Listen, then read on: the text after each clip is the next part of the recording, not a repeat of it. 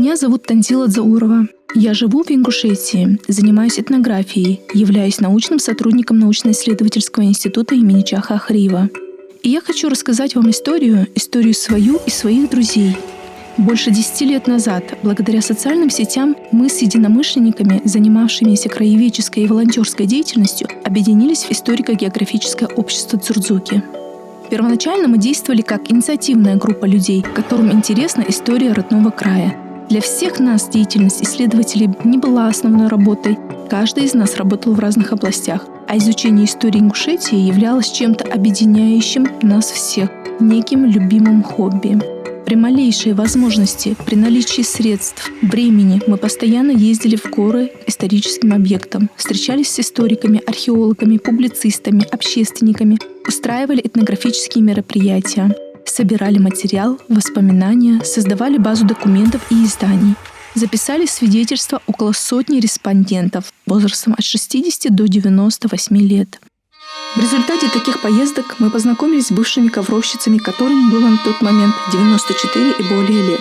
Последние свои ковры они валяли более 70 лет назад. Они рассказали нам об ушедшей культуре ингушей создания рукотворных ковров из шерсти с национальным орнаментом. Каждая девушка во времена их юности училась валять ковры, но, к сожалению, с депортацией ингушского народа в феврале 1944 года этот вид декоративно-прикладного искусства совсем угас, как многим казалось, навсегда. Но наша команда не хотела мириться с этим.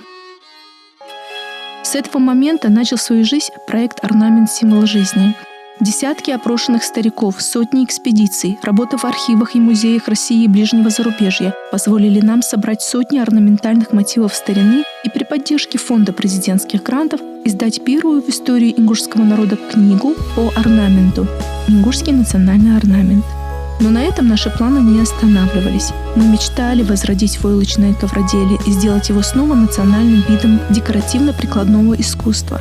Многие считали, что это невозможно, а наши добрые ковровщицы говорили нам: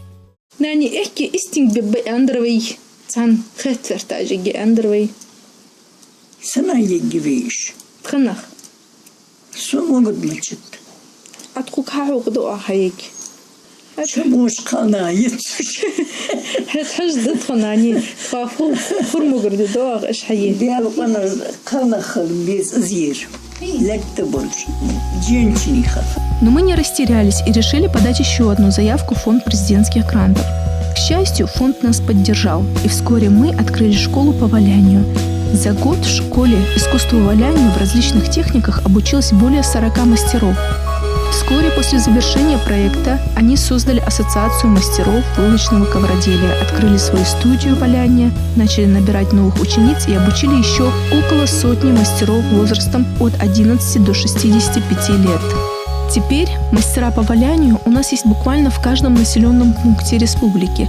Ассоциация мастеров войлочного ковроделия Ингушетии за год своего существования успела принять участие во многих выставках, фестивалях, ярмарках межрегионального и республиканского характера. Благодаря фонду президентских грантов мы достигли поставленной цели и возродили войлочное ковроделие в регионе.